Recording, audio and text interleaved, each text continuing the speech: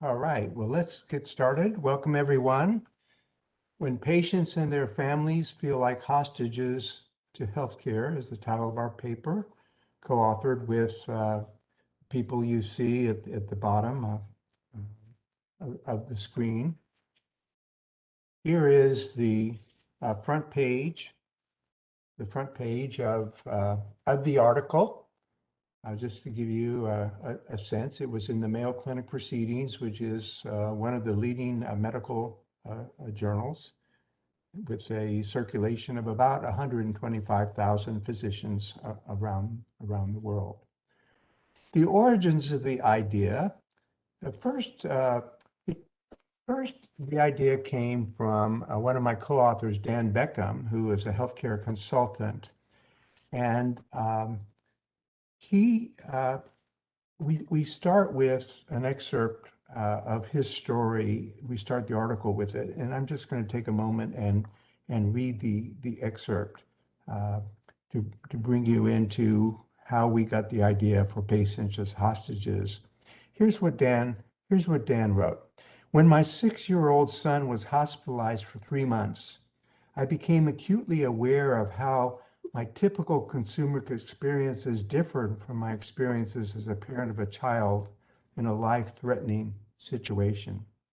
In healthcare setting, when my son received poor care, I hesitated to be assertive for the fear of alienating the physicians and the nurses whose goodwill we needed to maintain. I felt dependent and powerless, as if my son was a hostage to the care he received and the system that delivered it. It was though I was compelled to negotiate for the safe release of my son from potential harm. So that was, Dan and I are friends, and he was telling me this story, and it sounded like what I was seeing, what I experienced when I was studying at the Mayo Clinic in a sabbatical leave in 2001, 2002. I was an observer in examination rooms and hospital rooms of doctor-patient interactions hundreds and hundreds of times during my sabbatical. And at the time, I didn't really think of patients as hostages, but I did notice the non-assertive behavior. I noticed that patients were reluctant to take control. I noticed patients acting differently than they would if they were in a supermarket or in a department store or in an auto dealership.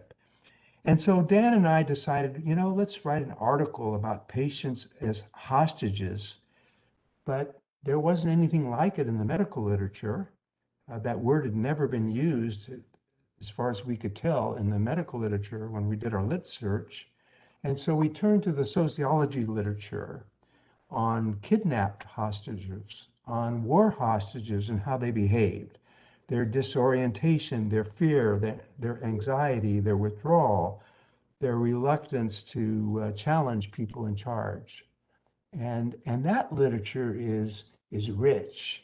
And when we started reading that literature on hostage behavior, that seemed very similar to what I saw at the Mayo Clinic when I was observing doctor-patient interactions. So that's where the idea came from. The premise of our paper is that patients often behave like hostages in the presence of physicians, especially if they're seriously ill. They often are reluctant to question the doctor's decisions, voice their fears or concerns, reluctant to ask too many questions. Patients do not want to be viewed as a difficult patient because they fear that being viewed as a difficult patient will jeopardize the quality of their care. And in our article, we label this behavior hostage bargaining syndrome, or HBS, hostage bargaining syndrome. And it comes from not from the desire for physicians to make their patients feel like hostages. That's rare.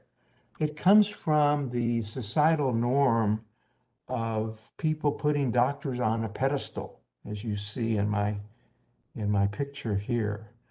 As patients, we're not supposed disagree with the doctor. We're not supposed to question the doctor's judgment. The doctor is the expert. We're not. And that's where HBS comes from. But if it's allowed to persist, if it's allowed to escalate, HBS then can lead to learned helplessness, which is something you absolutely do not want in healthcare.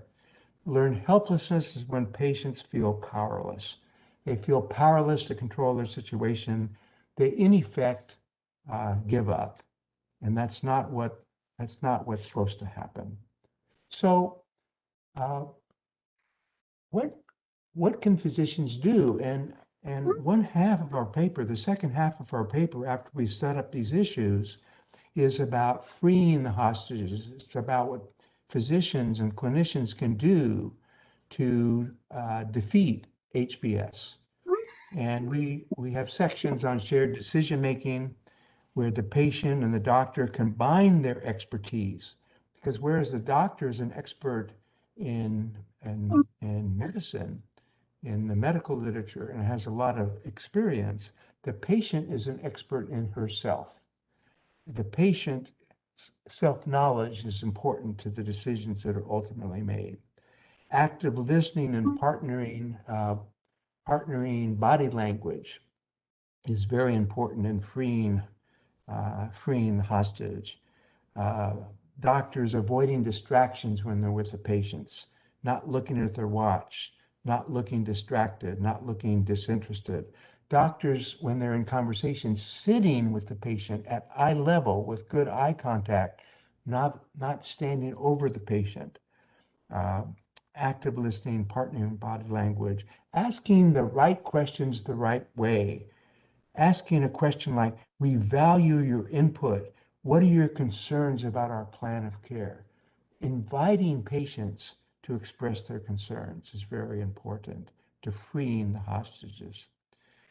Healthcare requires true co-production where both the doctor and the patient feel safe and openly and honestly communicating. If true trust between the doctor and the patient will defeat HBS. You need trust. You need trust. And with it, you can defeat hostage bargaining syndrome. So just a couple more slides and finish up here. This was a really hard journey to publication. The word hostage in the title of a medical journal article, we had never seen that before in our literature search. In fact, we had never seen the word hostage in a medical journal article in doing our search, which is why we had to turn to different literatures. So on the surface, the article appears controversial. It really isn't when you read it. But on the surface, it appears to be a criticism of physicians, which it does not. It's rather a discussion of the reality of patients putting doctors on a pedestal and feeling like a hostage in that role as a patient. We knew that something was going on when it took such a long time to reach a decision at the journal. Usually medical journals reach a decision, a first decision in 3 weeks, 4 weeks, 6 weeks at the most. Very different from our literature in our field. And this 3 months went on, no decision. And then finally we got one and it was rejection. This article was rejected.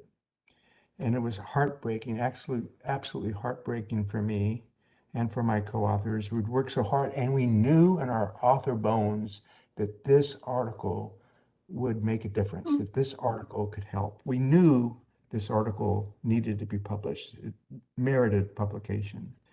So I did something that I had done only one other time in my entire career, and that is I appealed the rejection. And the appeal was granted. And the editor came back and said, there were 2 reviews. One was very negative. It was 1 paragraph, said this article is, on hostage, this is silly. This belongs in a magazine, not a medical journal. 1 paragraph. But the other review was very serious and constructive. It had 8 points that we needed to we needed to address to improve the article, but it was basically complimentary. And so we appealed on that basis that we could take care of the 8 points. The editor said, okay, you do that, and then we'll find other reviews and reviewers, and we'll send it out again. So we did that. We revised the paper, and then I got an email, which I have never gotten before, and that was from the editor and said, can I call him? Never had an email from an editor asking me to call before. Yes, I could call him, and I did that day. He discussed that there was disagreement in the editorial room. These big medical journals have a lot of staff editors on the team, and they disagreed. Some were just worried about the criticism they might receive for publishing an article they called patients hostages. But the editor-in-chief was supportive of this article, as were other editors in the team, in the room. And he wanted to talk to me on the phone. He said, there's a few more things I want you to do. And then he said, can you add another doctor to the byline? At the time, there was only one doctor, 2 marketing professors, a healthcare consultant, and a doctor. He wanted another doctor. We found a great doctor. She made a wonderful contribution in helping us revise the paper again. And it got accepted. It got accepted. So that brings me to my last slide. It turns out the article wasn't receiving criticism at all, at least that we saw. It received more praise from more people around the world than any article I published in my career. And this is my favorite reader comment, and I'll stop with this comment, where a reader sent this email to our team. You brought the elephant into the room, and you gave it a name. So thank you for this opportunity, and Samantha, I'll turn it back to you. Thank you very much, Len. That was excellent. And it's a perfect segue into a question that I have for you. And of course, I want to remind the audience that if you have any questions for the speakers, please do put those questions in the chat, okay? I think there's a question, but I'm not seeing it very well. Let's see. Not sure why. Samantha, would it be helpful if I read the question out loud? That would be really helpful. Thank you. Absolutely. So Michelle Stewart says, Len, thank you for your career-long work to help improve healthcare and for sharing the publication process of this particular piece. A negative outcome of HBS is that patients may exit the plan of care altogether. I've seen this with physical therapy, for example. I'm curious, in this research, how might you know if a patient suffers from HBS or if a patient feels like the healthcare system is apathetic toward his or her care, so he or she gives up or backs down a bit? And then in parentheses says if they're feeling hopeless and helpless. And I'll paste that into the chat as well. Yes, that is a common result of learned helplessness, is stopping treatment.